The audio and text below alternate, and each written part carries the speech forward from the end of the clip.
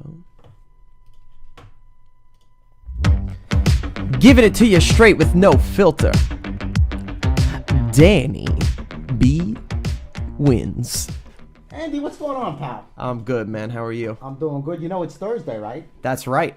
Well, besides being Thursday, what's today, Andy? We talked about this now. Football. That's right. Actually, it started off for a Sunday night, Miami, Dallas.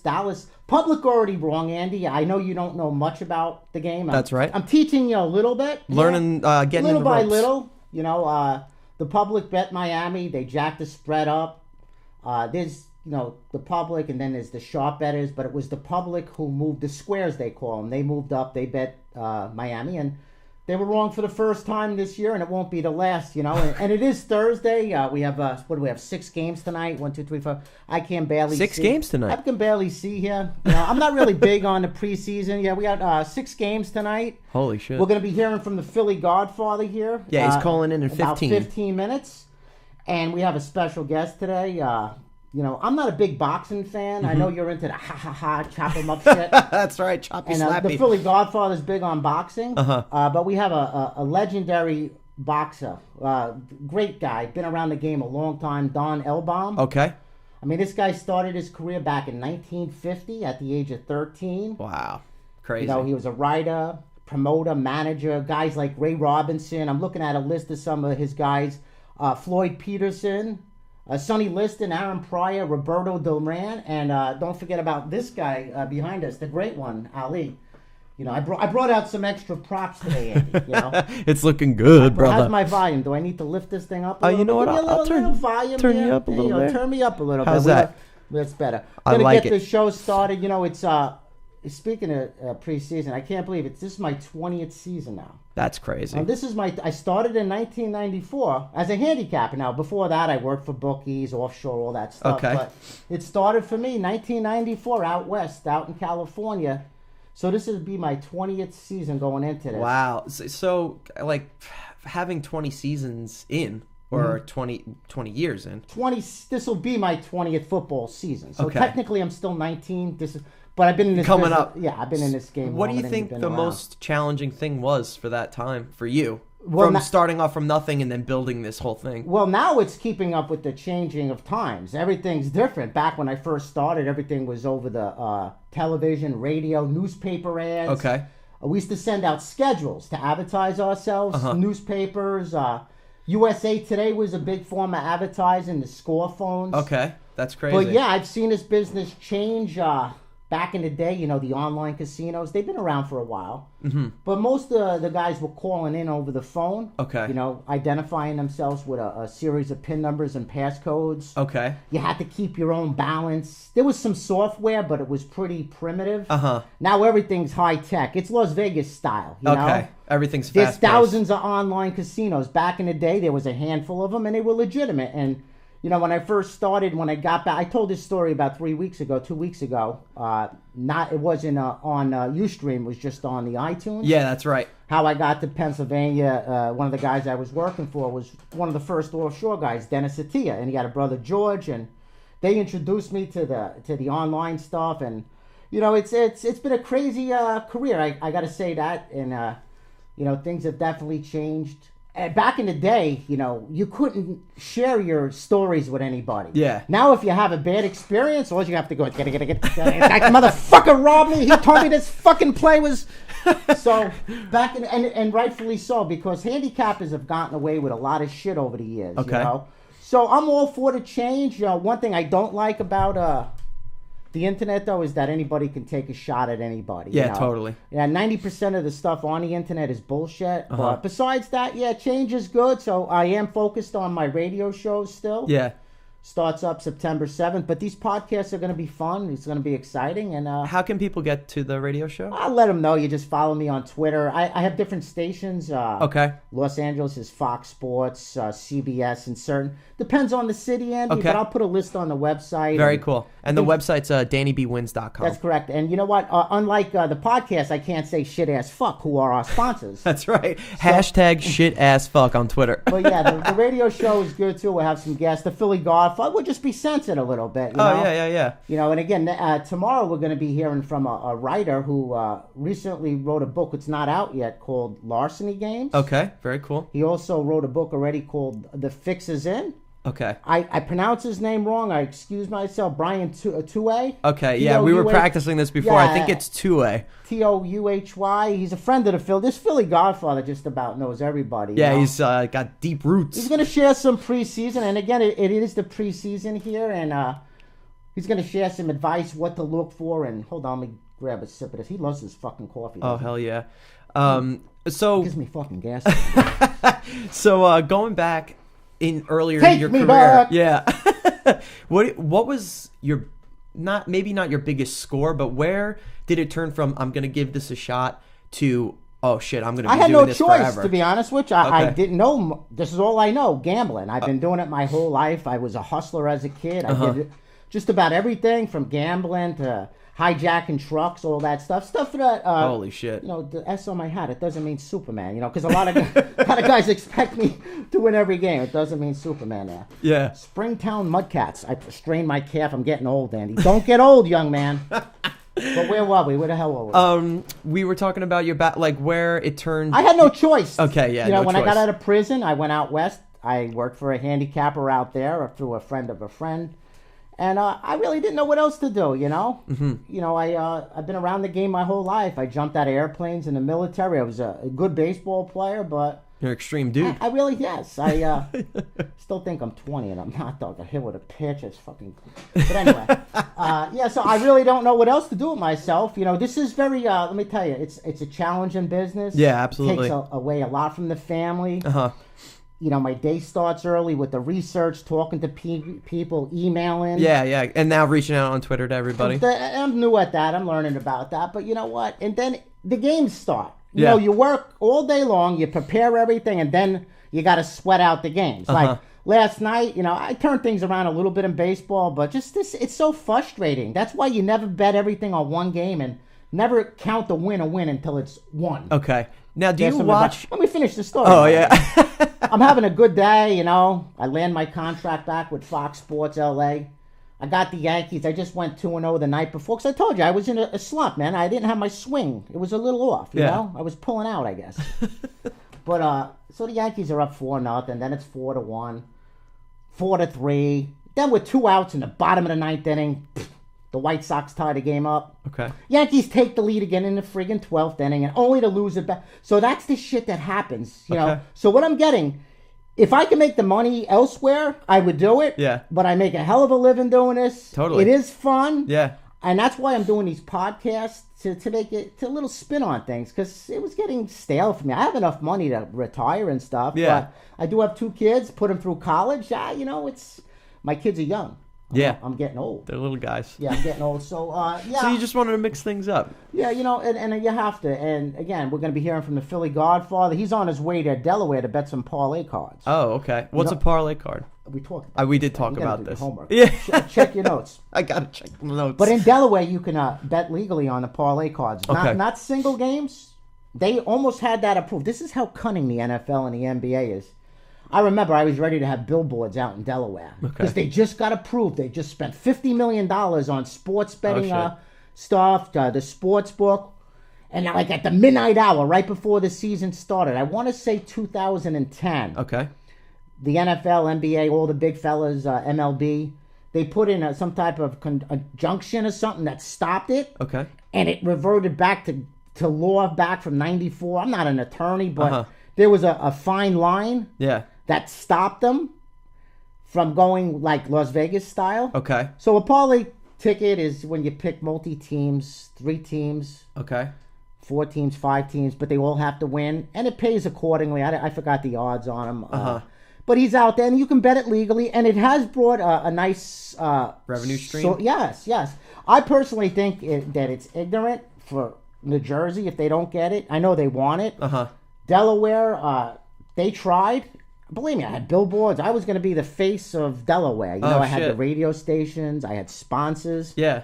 And my biggest problem these days, too, is, you know, a lot of guys they gamble online. The internet guys, of course, they're savvy. They've been doing this, but on radio, you get guys that never bet before, but they wanna. But then they find out they got to send their money to an offshore place, and they're not comfortable with it, rightfully so, because they come a dime a dozen. You've got to be careful these days with these online casinos. Back in the day, they were solid. Back in the day. Okay. This time of year, they're getting their accounts because people are filling their accounts for football season. Okay, so you had a question. Go ahead. Yeah, I was going to say, so before football season, do things slow down? I mean, I know, right now, especially in the U.S. People are getting the feel back. They're starting to look around for online places or re-up their account. You know, a lot of people drain it after the Super Bowl. Yeah, okay. And the problem is, with everybody draining it after the Super Bowl, the casinos are drained too. So they don't have enough to pay out. Okay. So the good ones do, but a lot of these fly-by-nights, they don't have the resources. So the handle, they don't have enough to cover the handle of what the clients have. Okay, so football is really prime time for guys like yourself and the casinos. This is it. This is what the players enjoy. Yeah. But the sharp players, I'll bet on anything that's solid, you know. And again, I'm just a baseball guy. I'm the first one to tell you this. I cap the baseball only. Football, basketball. I rely on guys like the Philly Godfather, guys that have been around the block. Yeah. And the benefit of me being in the business so long, I got to know all of these guys. Absolutely. And again, the S, it's not for Superman. We don't walk on water. Yeah. But we're good at what we do, and we have our moments. You know? I would think somebody like yourself who's very versed in baseball particularly, I would rather go to somebody, if I'm betting for baseball, the person who knows everything about baseball. Well, you know what, Andy? Hey. Go deep, go deep. Nobody knows everything. Yeah. That's number one, There's guys that are like legends, like Billy Walters. He's a household name. Yeah. And there's others. The Philly Godfather's definitely got a name for himself and his crew out of Philadelphia. There's been books written about him. The book, the guy calling tomorrow, Brian, he mentions them in the up-and-coming book. I think it's out sometime mid-September, Larceny Games. Very cool. They credit the Philly Godfather in 3 or 4 different... he'll tell you. And again, Don, he'll be joining us. This is going to be a great year. We're good guests, thanks to the Philly Godfather. Oh, it's going to be awesome. I'm so excited just to be on a podcasting platform. It's totally new for the both of us. Go deep, young man. Oh, God, I can't catch for shit. I'll drill you. I'll put this right through your chest. I don't want to break anything in this cave. Don't hit my Mickey Mouse. I was a quarterback in prison. In prison. I was a hell of a running back. I was fast, but I was one of those kids that always smoked pot in high school, and the coaches couldn't take me serious. But when I was locked up, to this day, I'll drill you. I'll hit you. I'm better than most of these guys. Damn. I'm a little short, though. Did you play sports in high school? Whoa! Captain Video! Here it comes. Hello, Philly Godfather. Nah, man, 50 grand. What's going on? What is? There he is. I'm just schooling Andy about the preseason and telling him that you're on your way to Delaware to do some parlay cards, and he doesn't know what and I told him last week what a parlay card is. So, are you in Delaware, and are you playing the cards? No, not yet. I'm about to shoot over there as soon as I get done. Take the kids over there for a little bit. Get lucky and hit a couple parlays and trying to find a small edge somewhere in certain games by doing a lot of reading over here. We've had a lot of emails asking about you, and if you're going to share some insights on the preseason. Because I'm the first one, and I've told everybody that I'm a baseball guy, this, but when it comes down to football, basketball, college pro, I lean on guys like yourself. Is there any advice you can give? Because this is a big question. It was asked a lot. Is there any advice you can give on somebody that's looking to bet the preseason, besides being careful? Well, to be honest, the outcome of these games, they don't have anything to do with the best starting talent on the field. So the majority of games are played by second, third stringers, fourth stringers. So you really got to do a lot of reading. Check out a lot of local beat writers on these teams, guys that are around these teams all the time to try and get a better understanding of who's pretty good in the backup role. And, stuff to that nature. You're looking for QBs fighting for jobs. You're looking for wide receivers fighting for jobs. Depth. The first game of preseason, most teams, they're going to play it safe. They're going to play a little short passing, short passes, a lot of running. So they're going to play it real safe. So what you really, really got to find is who's competing for jobs. That's going to help you big time. Makes sense. And before you joined us, and again at the bottom of the hour, I don't know how you arranged it, but Don's going to be joining us. Don Elbaum, a friend of yours for many years. He's one of the greatest boxing minds of all time, and I thank you for getting him to call in today. What the hell was I talking about? Here we go with my dementia again. I got to stop. Talking about preseason. Preseason football. You gotta really pay attention. You know what? I don't know if it's dementia or me going into the garage and then hitting the decompression chamber. You know what? Because I don't let my kids know. If they're watching this, they know I smoke. But anyway, before I get into the house, I shut off the doors. I'm like an astronaut. I got to spray it all off. But Sunday night, the public was all over Miami. They took it on a chin. A lot of, the numbers move, but a lot of times it's the public moving the numbers, correct? Yeah, I mean, the bookmakers are taking lower limits on these games, so anything will really move that line in preseason. It doesn't take much to move that line. A lot of these opening lines move with a $250 wager. Stuff of that nature, and it's volatile. The preseason's volatile; it's unpredictable. You really don't know which way it's going to go. You're really trying to find some kind of situational edge that'll help dictate how the coach is going to play out the game, who's going to start, who's going to have more playing time, right? Stuff to that nature. And if you can find that, and you put a couple bucks down, you have a good time. There's nothing wrong with that. It's week 3 that you'll see the starters, the quarterbacks get more snaps. And that's pretty much. I back away from the preseason. I know you dabble a little bit in it, but. Week 3, I'll do a little something with my guys, but I wait for the regular season. College starts, the 29th? August 29th, I believe? Yeah, what you want to do is you want to pay attention to a lot of these backups. Try and put a value on them. Try and see which teams are real strong coming off the bench. I mean, you're looking for little stuff like that to get ready for the season, for the full season. You're looking for stability in the quarterbacks, because, I mean, it is a pick-and-man leagues. I mean, quarterbacks run the NFL. And if you got the right quarterback back there, more often than not, you're going to have a real good team. So you look for a team in the preseason with quarterbacks competing, talent, depth, and who do you think has the best depth right now out of the quarterbacks out there, the teams with the quarterback depth? Well, I mean, I like Miami. I like the Dolphins this week a little bit. They played in the Hall of Fame game. Right. So it Turnovers takes time hurt to gel. It takes time for these teams to assimilate. It takes time for them, to get a little chemistry. And they already had one game under their belt. Tannehill had a bad game. I think that's more due to the fact that Dallas's their defensive line is pretty strong. And, your offensive line for Miami, it takes a little bit of time, the offensive line, to get together. So that's probably why he had, somewhat of a bad game. I'm expecting him to bounce back. They got a couple good quarterbacks right behind him. And my buddy Payne put out a great stat the other day. I'm trying to think what it was. All right, here it is. It's teams that played in the Hall of Fame game are 34, 16, and 3. That's 68% against the spread in their second preseason game versus a team making its preseason debut. Now, that's a great stat. Let me ask you guys a question. Why is that such a great stat? I don't know. You said I don't know because you said it was. Because you said it was. No, my buddy Payne inside is real sharp. He is good. The reason why it's such a great stat, it's a real stat. What it has to do with is 2 teams already played. 2 teams already got some of the kinks out. 2 teams got some of the rust off of them. And now they're coming back the following week. They're just going to be better. They're going to be a little bit ahead of all the other teams. And that's the reason why they're covering almost 70% of their games against the teams the following week. That's a great fucking stat. Well, that makes sense. They got a few snaps, work the kinks out, Hey, when did they start cutting the guys? Are the cuts being made already this week or next week? Every week they start declining a little bit more and more, and towards the end of the season they cut them all out. But, I mean, that's not even... You can't worry about that when you're betting preseason because you don't know how these coaches are thinking and who they're going to cut, who's not going to cut. If you're looking for an edge, you got to do a lot of reading on the internet. Yeah, and as we were talking about the internet, we were running through my 20 years of being in the business. Back in the day, you didn't have podcasts. You had radio, television. Even radio, we didn't really use much radio until the late 90s. Mm-hmm. But it was a lot of television. You saw shows like the Jim Fice Show, and we had ours, the Las Vegas Sporting News.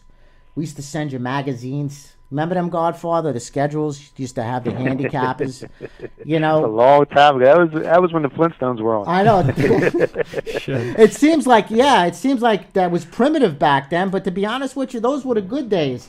It was easy, and the casinos was solid. We talked about, make sure you find a good casino because there's a lot of fly-by-night casinos. They come a dime a dozen these days, and you don't know who to trust these days. So do your homework. I always say, when looking for a good casino, I can't really send you to one. It's a conflict of interest. Make sure they got some tenure, 7-10 years. You know what I tell them, Dan? I tell them, go down to your local bar. Find a good local. Be safe, right? Find someone from the neighborhood. You know where he lives. He knows where you live. You bet a couple $100 a game. You know you're going to get paid. You know you're not going to get stiffed. I mean, all this offshore stuff is pretty scary. And the more it goes on, you don't know who's getting indicted, who's getting jammed up. Yeah, whose accounts are they going to freeze? Your money's stuck in there. You can't get it out. You had a great football season. You're up 10, 20 dimes, 5 dimes, and now you can't pull it out. You did all that hard work for nothing. You got to be real, real careful. You got to be real slick, man. This business is a tough business. And sometimes even when you win, you lose. You know? That sucks. Godfather, I have a question for you. So you said you have to do a lot of reading on the internet, and Danny and I, before you came on the podcast, we were wondering, because there's so much false, so much that's false on the internet. Where can somebody go if they want to really educate themselves on getting into this and really? Godfather.com. That's a great site. That's simple. Honestly, Andy, that's. But no, honestly, listen. The key to winning in sports gambling is processing the information. Now you're going to have to read maybe 2-3 hours of stuff on the internet, and it's going to be up to the individual to be able to process that information in a way that he thinks will give him an edge in betting these games. Okay. So just to say, is there any, like, you might go to a website and they got 10 different articles, and it may be only like a piece of one article will give you a little bit of information that you need to that you think will give you an edge on the game and how it's going to play out, and that's what you're using. It's not. There's no really one place where you can go. There's not one. There's place. no gold mine. Now, if you want winning games, you come to the PhillyGodfather.com. Put out moves. We got articles on there. You got the handicapper's toolbox. You know what I mean? He got more moves than X-Lax. Yeah. But I mean, just to say, there's one place on the internet you got to read. You got to follow these beat writers that follow these teams around. And I'll tell you, this guy's a little banged up. This guy's outperformed. This backup came in and he's fast as ever, and he's looking better than the starter, and stuff like that that'll help you in a predictive manner. Very cool. Okay. You know, and I think too, it's being consistent and not getting ahead of yourself. A lot of guys, we talked about this briefly last week. They get ahead of themselves. They want to double, triple up, and give everything back, and nothing's 100%. You know, you hear about all of these scandals over the years since I've been in the business. There's dozens of scandals. But you know what? For handicappers, here's one thing the handicappers, I know you don't do this. I was a part of a group that they made a living back in the day. Just telling people things are taken care of, wink, wink. Just bet it all. It ain't going to lose. You know, you got away with you can't do that shit no more. The public's educated now. You know, the bottom line, I feel, is just being consistent, not getting ahead of yourself, having a decent bankroll. You know, let me ask you this, Godfather, because I get hit with this question a lot. If somebody wants to average a couple of grand a game, what type of bankroll should they maybe allocate towards it? How much should they have if they want to step up to a $2,000 a game? I mean, if you're betting 2 dimes a game, you need at least 100 dimes in your bankroll. You can't go in there with a 10-dime bankroll betting 2 dimes a game. Thank you. Wow, that's crazy. I've been telling people that for years, because I got guys that say they got $10,000. I said, what do you want to get out of this? You know, what's your goal? Because I ask you, what do you want out of this? And they want so much, and I'm like, do you realize that if we do that, 1 or 2 bad games, you're out of the box? So, are we getting that other call? Is that Don calling in? That's somebody's calling a cell phone. Well, that's not mine. We're waiting on Don. So it might have been mine. Yeah, that's the guy, huh? The guy with the baggie. Well, listen, unless you're looking to make, like my buddy Rocco, a long time ago, Rocco! unless you're looking to make an airport bet. You know what an airport bet is? No. I've heard of it, but go ahead, break it down. Well, that's when you get on a bury plane. a game, and you go to the airport and you watch the game, and if it wins, you go home, and if it loses, you leave town. That's called an airport bet. Yeah, I've seen that. I think they did a movie about that at one time. Wasn't that in Get Shorty or something like that? The guys at the airport will be hilarious. cool. He was the originator back in like '92. I remember he went bad. He was actually moving games for us. He was a mover. So he's betting on, and then he got a little bit, in too deep. He started betting his own games. And next thing you know, he's got about 200 something on the Bengals, and he's watching the game in the airport. He calls me, he says, "If the Bengals win, I'm coming home. If they lose, I'll never see you again."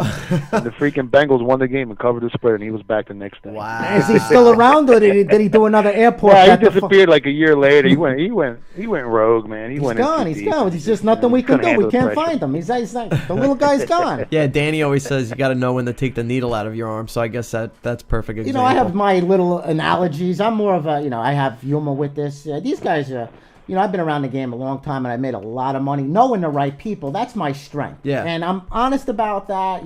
People ask me, I can give you my opinion, and it's like an asshole. We all have them. But one thing about me is I'm smart enough to know when I'm outclassed and outmatched.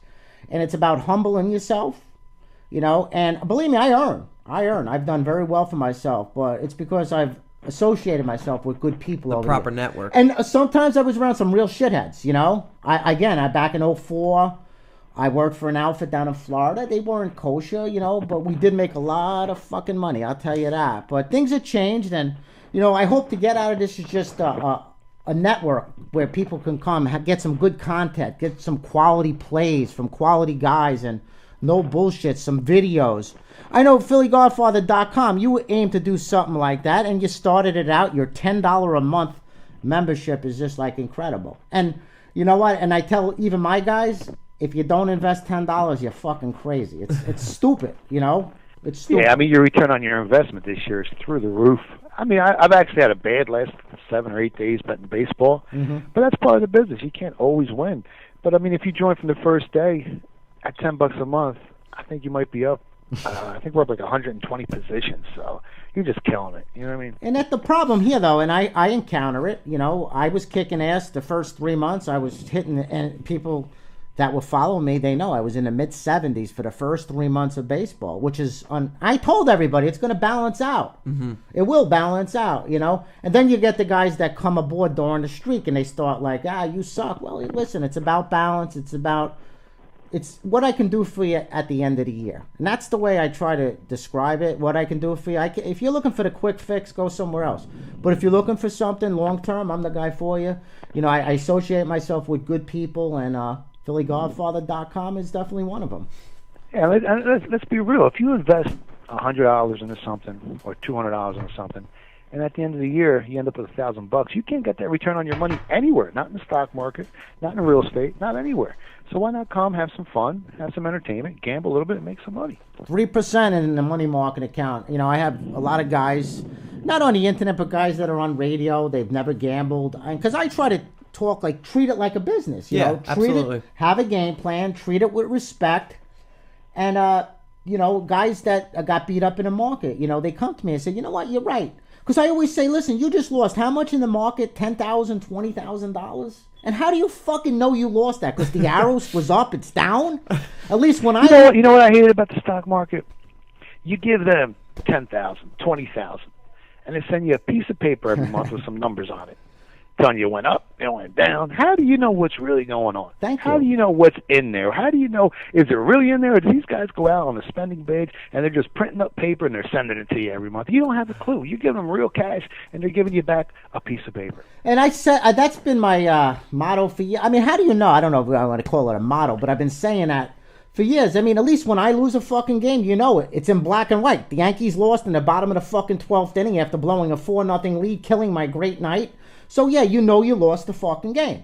The stock market, and plus the returns are ridiculous, So, there are some sharp traders out there, but they're very... Yeah, but you got to be, just like in the gambling business, you got to be in the know, man. You got to surround yourself with the movers and the shakers, whether it's the stock market or the gambling market, or else you're going to end up losing money.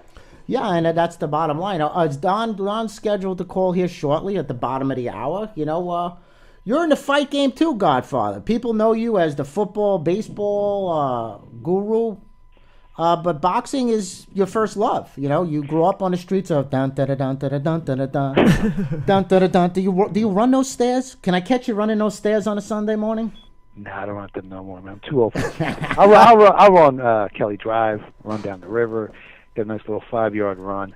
But doing all that extra stuff, that's for the young kids. I've seen you in the ring, though. I've seen your moves. You got moves, brother. You got not moves just on the internet. I've seen you with those pads, and I was pretty impressed. You have that young fighter that his brother's like number 5 and number 6 out there right now?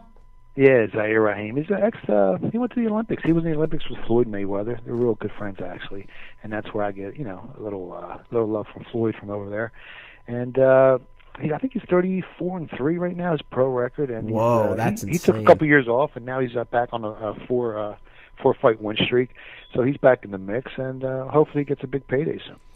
Does your site offer advice on boxing and MMA? Yeah, we write some articles on the boxing. Sometimes I'll break down the fights.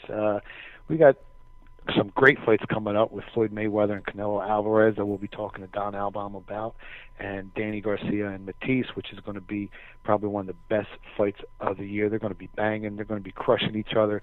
And at the end of the day, I think the guy with the best chin might win that fight. Let me ask you something. You know, I'm not saying who was your favorite, not the best. Who was your favorite fighter growing up? My favorite fighter, who I think is probably one of the greatest fighters of all time, is Aaron Pryor, and most people don't even talk about him. He retired undefeated. He beat Alexis Arguello when Alexis was knocking everyone out. He would throw 1,000 punches around. Fast. He would hit you with angles. He wouldn't stop. The pressure that he put on fighters was never seen before or since. I mean, the guy, to me, is probably one of the best fighters of all time, Aaron Pryor. And Don had him in his stable at one time, correct? Yeah, Don Albaum had him. I mean, he was moving him up. And the crazy part is, Aaron had such a bad drug habit, and for him to do what he did with that habit while he was boxing makes it even more impressive. So That's imagine crazy. if he wasn't partying that much and he wasn't doing any. I mean, the guy was just unbelievable. Well, that's what I tried to tell my brother Gary. You could have been a great bank robber if you didn't go in there fucking high on coke for 2 fucking days. So, you know. You want to get into that? Yeah, I had to bring that up, and also shit ass fuck. But no, but you know, yeah, I know we talked about my brother, but God, it's it. I mean, he's done. But anyway, so we'll be hearing from Don shortly, and besides, I had said earlier he had Robinson. I got the list. He promoted Sugar Ray Robinson. Floyd Patterson. He's been around Ali. He's been in the boxing business forever. The guy, I met him about 25 years ago. He was going to promote my first fight, and he hasn't aged one day since I met him. So I don't know how old this. He could be 100 years old. That's the biggest secret in boxing. How old? Well, they got him. They got his date of birth in 1937. Oh, here it comes. Here he comes right now. There he is. Speaking All right, of the we're going devil. to add the call. Speaking of the devil. Hey, what's going on? You're live on Keeping It Real. Don, how are you, buddy? Danny B with your boy, the Philly Godfather, on the other line. Thanks for calling in. Thank you. Now, listen, it's a pleasure to be on the show. No, honestly, It's my favorite show. it's the second time we've been on, but I'm glad to hear. You know what? Honestly, Listen, I listen to it all the time. I've been Don Kinging you. I've been Don Kinging you for the last 15 minutes. You know, we talked about your career starting back in 1950, some of the boxers that you represented, and I'll let you guys talk some boxing. Honestly, that's not my thing. Although growing up as a kid, my uncle, he was gay, and I'm not throwing that out there for any certain reason, except for Emil Griffin was his buddy, so he used to come over for dinner every once in a while. So yeah, no, Emil, I was close with him. Boy, I wanted to be at his funeral, but I was up at the Hall of Fame in Buffalo, and I congrats. just couldn't make it. But Emil fought for me a few times, and a hell of a guy. Yeah, again, my uncle, he was gay, and this was when it was under the covers in the 60s. And so he used to be a household guest, you know. We're from Jersey, North Jersey there. So Right. I'm not a big boxing guy. I like Bobby Ches as a kid. I was a big Bobby Ches fan. Of course, Sugar Ray during the Olympics. But I'll let you guys talk boxing because that's what you do. And again, Don, thanks for joining us. Veteran since 1950. My pleasure, believe me. All right. Thank you. Go ahead. Don, what's going on, my man? Steve, how are you? Good. Listen, earlier we were talking about Adam Berlin and Al Heyman, and I actually got to read the article. If you want to break down exactly what your insights are on the article. Well, I mean, David Berlin, number one, David Berlin is a friend of mine. He's my attorney, and he's a boxing attorney, and he's also a criminal attorney. And his brother Adam is an incredible writer. He's written books. He's doing a third book now, and that I think is going to be in the New York Times. I understand. They think bestseller list. I should have the name of it, but stupidly I don't. And Adam is a big boxing fan and an incredible guy with words. And he did this thing on Al Heyman, and everyone has to read this. It's just look up Adam Berlin story on Al Heyman. Incredibly, no, Al is not the guy in the ring as some people think he is. It's Sam Watson is, but it's not Al Heyman. And the funny thing is, when I used to run in Cleveland, Ohio, I used to handle his brother Bobby Heyman, who was a good welterweight, a good fighter. And Al didn't even realize that. But Al has got his hands on, it seems, anyone that wants to get a fight on HBO or Showtime goes to Al Heyman. And there's no question, because of his contracts with so many named fighters, it's quite tough to turn down Al when Al goes to any major network or ESPN or whatever and just says, hey, I got a fighter I want to put on. And again, he wields a lot of power, and I agree with Adam Berlin, and some of these decisions are very close. They always seem to go Al's way. Well, it seems like they always have that one judge where the fight will be close and he'll be 116, 111, something to that nature. I remember watching Gabriel Rosado against Love and telling myself these judges somehow, some way are going to get into this fight. And even though Love won, but now I think they made it into no contest because he was caught with some PEDs in his system. Right. You know, if he's behind the scenes, I mean, there's going to be something going on there, right? Well, you know something. I mean, look. I love this sport. I've been in it since I think before I was born. And I idolize it. And let me just make this straight. Like any other business sports, it's got its ups and downs.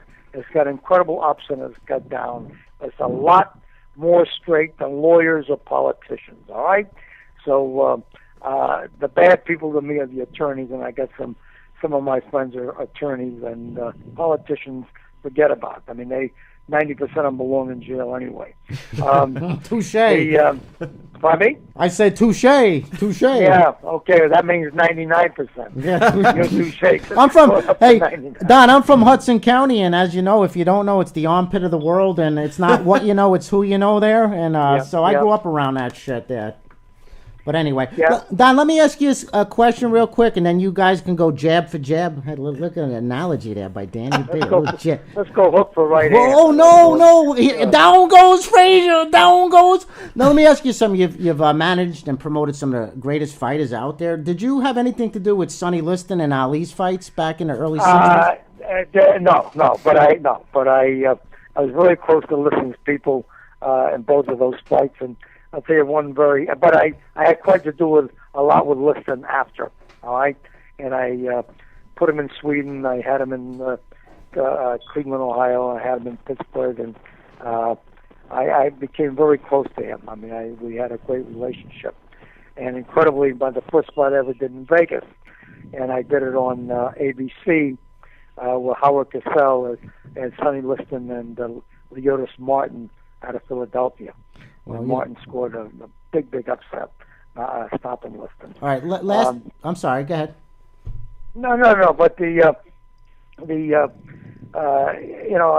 everyone asked me about both of the Ali fights or Clay fights at those times, and the situation is there was a guy by the name of Joe Polino, a great cut man and a great trainer out of Philadelphia, that was one of the trainers and the cut man for Liston. I was writing for the Erie Times, the Pittsburgh Post-Gazette, and the Cleveland Plain Dealer predicting the fights at that time.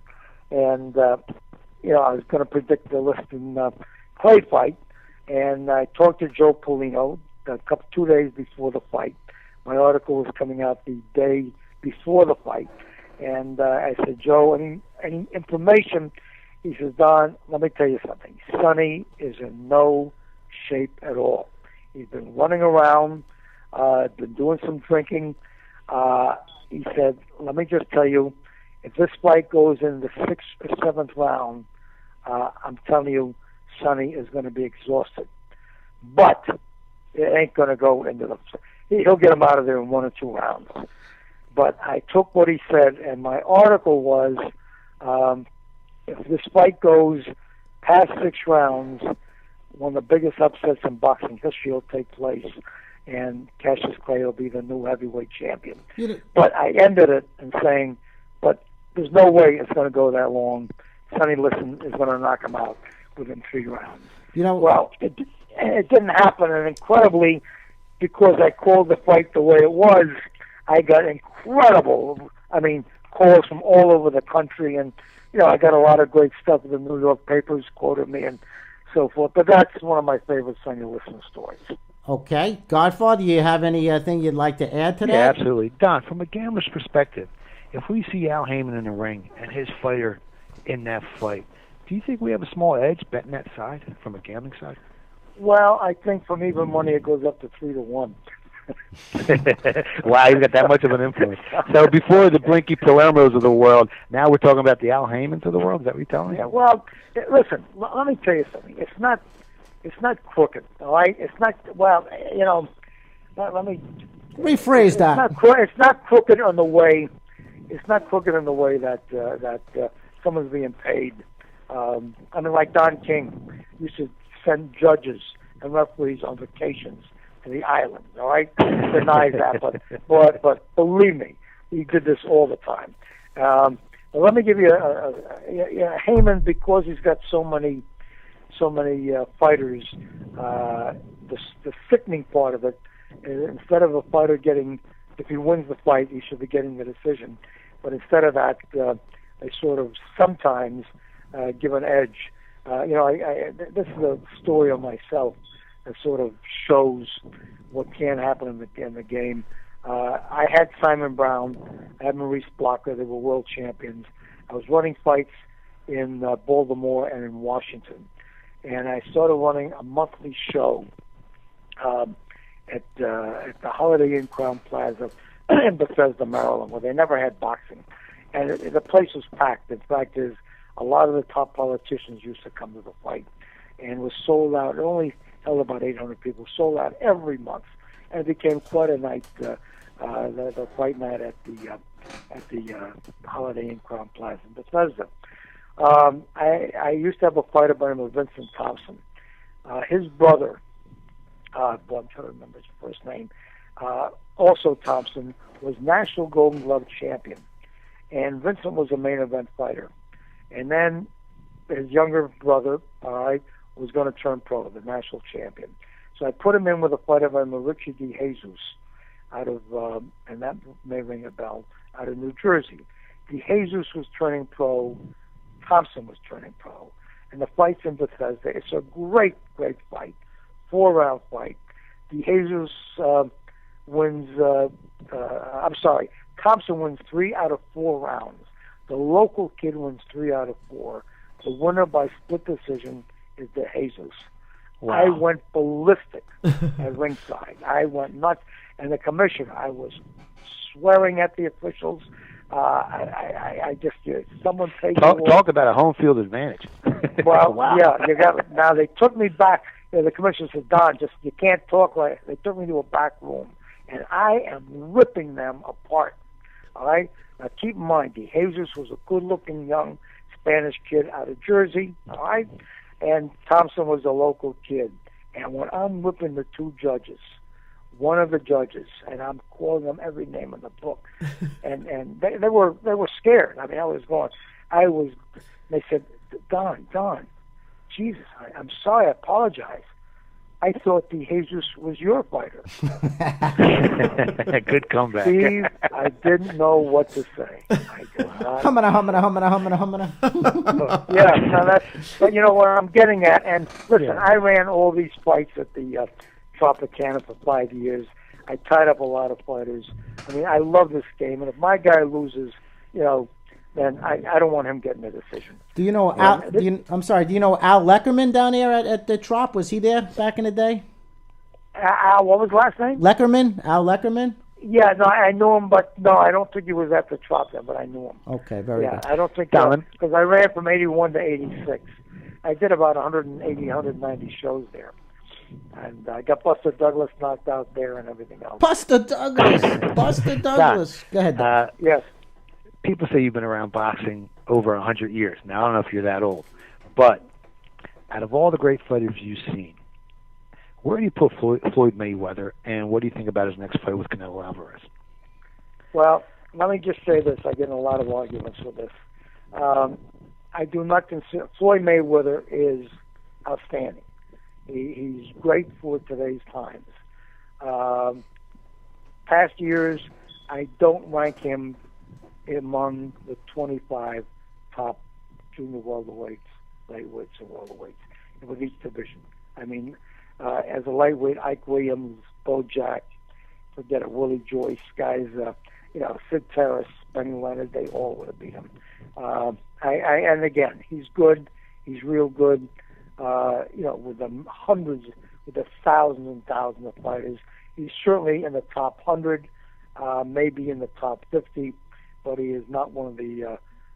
I don't think one. I think I'll argue this all the way. He's not one of the 25 greatest fighters of all time. Wow. In his weight class. Wow. But he's good. I mean, listen. Let me tell you something.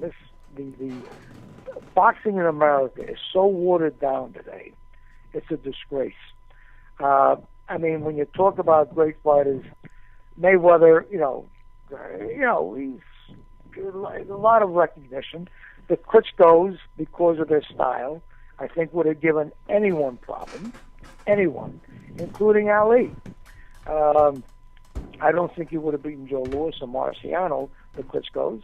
I think Ezra Charles, incredibly, who was really a cruiserweight, would have beat them. But, I mean, the Klitschko's, I think, are dominant. I think they could have held up with most heavyweights over the history of the game. Hey, Don, I have a question for you. This is Andrew. I'm the producer for the podcast. You've been in boxing forever, and obviously through the times there have been so many different things that have come out as far as mixed martial arts with the uprising of the UFC and also Bellator, things like Strikeforce. Where do you weigh in on the credibility of mixed martial arts as an actual medium for the fighting industry? And do you like it as much as you like boxing?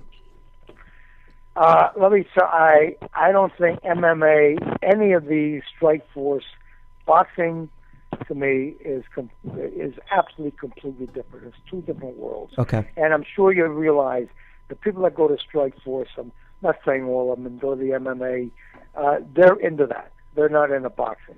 And incredibly, I find very few people. I ask this question all the time. So, what do you say? No, we're boxing fans. And you know something, understand, boxing is always got its ups and downs, but it's never going to die. It's been here since Cain and Abel. And no, let me get this straight, because Steve gets me on this all the time. I was not at the Cain and Abel fight, but you're not biblical, huh? Hold on, let's get this straight. The truth is, I did try to make the rematch. I got really upset. All righty. Damn, Cain wanted too many rubles. There you go. You know what, Don? We gotta let you go, but I really can't even thank you enough for spending your time. You've been in the game for, I guess, dating back to 1950 or earlier, because nobody really knows how old you are, but that's irrelevant. I just want to thank you for taking your time and sharing your wisdom with us, and hopefully we can hear from you again, Don. Anytime at all. You got a great show, and I appreciate and thank you for bringing me on. No, Don, real quick, who's ahead. going to win the Canelo Mayweather fight? Canelo. Ooh. Oh, Wow. Upset. I got The big dog. They're running to the window already. Canelo's going to win, absolutely winning. You may stop him. And I don't want to say this, but I think Garcia is going to get knocked out. And, Okay, there you go. Two predictions from the legendary Don Alba. Hey, Don, thanks so much. Thank you. Thank Have you, a guys. Great day. Thank Philly All right. Godfather. I mean, All right. wow, thanks. That's great guest you had on there. A book of knowledge. I mean, they have him listed as 1937, and I guess that's to be debated. Cincinnati, Ohio. That's okay. It can be dated. Give it take 30 years. Oh, you're still there, Don. you won't go, Don. Don't go, Don. Don't go, sweet. I'm here. Listen, just so you know, I'm here till the end of the century. So No, but listen, if you want, honestly, I'd like to sit down and have a drink with you if you drink. I'm out in Philly every once in a while. Listen, I'm paying for any place. I'm paying for it as long as you give me the money to take care of it. I like it. You are a promoter. Listen, I love this. I love talking about it. I know you do. problems. Call me, and I'm there. And from in town, I'm without question there. One of the greatest Don, promoters of I'll all see you at time. Delaware State Park, man. We'll hang out. Don, You got it. thanks, okay. Don. You got it, my man. Talk to you soon. Thanks, pal. Thank you. Wow, Steve, Philly Godfather, great guest. I mean, I like the guy. I had never met him. I know of him. I did a little research, But man, thanks for grabbing him. He's a book of knowledge, talking some boxing, and now let's talk. I mean, he's one of the greatest boxing minds in the history of the sport. He's someone I always have conversations with before I place a wager on any boxing. Well, why match. not? I mean, when you talk about a guy who's represented some of the greatest fighters of all time, he rubs elbows with them, and he had mentioned something about referees in the ring. Well, he actually brought Don King into the business. He played himself in the Don King movie. Oh, I mean, wow. That's just unbelievable. That's crazy. That's crazy. Now, I don't know if it's a good thing or not that he brought Don King into the business, but you know what? He was there. Well, you know what? It's great to have guys like, how many people can say they have access to a legend like that, So that's why I like to keep in touch with as many people as possible, because it's the little things that add up throughout the year, a little advantage, and that's what we're all looking for when it comes down to this. Bottom line is, most people listening right now are betting the games, and they're looking for that little edge. Totally. And that's what it's about, You had mentioned you're on a bad little run in baseball. It's going to happen, but at the end of the year, you're always in the positive, and it's sometimes you'll do better in college, sometimes better in the NFL, but at the end of the year, anybody that follows your moves, they're going to make some money. Yeah, I mean, it's going to fluctuate. It's not going to always be up. You can't appreciate the ups without a couple of the downs. You know what I mean? So they're going to come along, and you're always looking for a different perspective, a different way to look at a situation. And when it comes to boxing, Don Albaum is unparalleled and unmatched in that sport. Well, and again, it's not what you know, it's who you know, and the more people you know in the know, the better off we all are. I've been getting some emails too. I know we touched about this last week because we had dropped the possibility of you. I know because we had mentioned sometimes you can't put all your moves on the internet because people are taking it to the RX and all those forums, and next thing you know, every Tom, Dick, and Harry's betting it. But are you going to consider possibly opening up that last minute moves, those moves that you can't put on the internet? Yeah, we're trying to put it together to do it the right way, to make it profitable for everyone, including myself, make it worth my time. And if we can come to a reasonable situation where it benefits everyone, why not do it? Well, I know it's time. Time's a big thing for you because you're pretty much tied up. You got a lot of things. You're boxing, you're gambling, your kids, your hobbies, you're a big car guy, you paint. So I understand it's your time, but I mean, that's something we can work out. I really want you to consider, because I'm getting inundated. People want to know, and like I said, I met you on accident, and I'm glad I did. It was all through me having Tim Donaghy. We talk about referees. Tim always talked about referees and their biasness, and you were involved in that, gaming the game. Tomorrow we're going to be hearing from the author of Larceny Games. Can you pronounce his name right, Brian? I think it's Brian Toohey. He's a great guy. He wrote The Fixes In, and he's got a new book coming out called Larceny Games. And he actually mentions me, 4 or 5 times in the book. He gives me special thanks because we went back and forth for a long time through emails, and he would ask me what I thought about this situation and about this or that, and we went back and forth for a couple months, and he's a real stand-up guy. He tells it as he sees it. He doesn't hold back, and it's going to be another great book like the first one. That's what I appreciate in a writer, somebody that's not afraid to tell it the way it is. They got to worry about this and this guy and that guy. I like a guy who keeps it real, and that's what this show is about. We're going to keep it real, whether you agree or disagree. We're just telling you the way it is. It's gambling. Look it up in a fucking dictionary. See what it defines. It doesn't mean. And not to go backwards, but earlier I was mentioning how you might go to a site and you might read 10 articles and you just get a small tidbit of information that could help you in a predictive manner. Well, today's a perfect example. We get Don Albaum on the show. He talks for a while, and then he talks about Al Heyman and how his fighters keep winning and how maybe some of the judges are influenced by Al Heyman and stuff to that nature. So now next time you watch a fight and you hear that name Al Heyman and he's behind a certain fighter, well, maybe it's worth a couple of dollars to put on that fighter because chances are he's going to win the fight. That's a good point. Scandals have been around as long as boxing especially. We had the White Sox scandal was the first big scandal in sports, I guess was 1919, and we're going to talk to Brian tomorrow because I had the pleasure, I don't know if you say pleasure, but I had the opportunity to talk to Henry Hill from the Goodfellas book. Oh, wow. Henry Unbelievable. Hill. I met him through classic. Yeah, I met him through Tim, and back in 79 or 78 they had something to do with that Boston college basketball scandal. How he approached the kids and how easy it was. So, I'm getting to meet more and more people over the years. I really started meeting a lot of people back in 97 when I did my segment on HBO's Real Sports with Brian Gumbel, Jim Lampley, and Matt Morantz was the producer. So I've met a lot of great people over the years, but I tell you what, each year I'm meeting more and more people, and I'm glad I got the Philly Godfather to talk to, and hopefully we can get together and find some closure on this this obstacle we're against here. Yeah, we're gonna figure it out. And to talk about Henry Hill and how he approached those college kids and how they fixed those games at Boston College. I mean, that's a big topic these days, whether these college kids should get paid or not. You see the problems Johnny Manziel, Johnny Football's having. Right. He signed some autographs. He got a couple bucks. They're busting his balls. They're trying to suspend him. Bullshit. It's all a bunch of crap. It I mean, is. these college kids are starving. They're bringing in big money to these colleges. And then the colleges are saying, well, we're providing them with an education. That's cost $100,000, $200,000. But the reality is these kids ain't going to class. So they're getting a piece of paper. They're getting a degree. But you know what? They didn't earn that degree. So that degree isn't worth a penny. Those colleges know that, and the college players know that. So in reality, these college kids are bringing in all this money, and they're getting nothing in return. And God forbid they get hurt, their career's over. They can't even go back to class, and they're not going to be looked at the same way. They're not going to get a degree, and they're asked out. So that's a big topic these days. Should college kids get paid? They're a commodity, and you're right. They fill the stadiums week in and week out, and then now they're in their senior year. I know I'm not going to the NBA. I know I'm not going to the NFL. Mm-hmm. Somebody approaches them.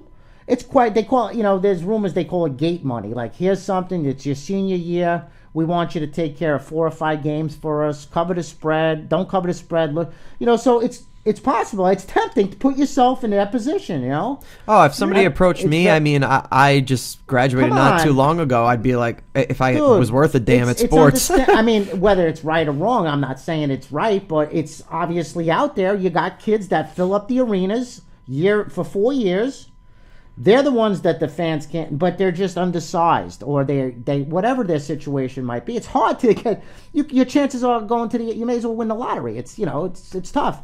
So it's tempting, and that's what pretty much Henry Hill and those guys did, and I think it's one of the top scandals of all time. So yeah, it's up there with Tim Donaghy, Pete Rose. Tim Donaghy. It's up there, and let's be honest, man. None of these kids that get that degree 90% of them don't ever work in that field. Nope. They're done playing football, or they're becoming announcers, or they're not working in that field because they never went to class, they never learned. Yeah. So they got a piece of paper with no value that says I graduated from Georgia State or from Alabama or wherever.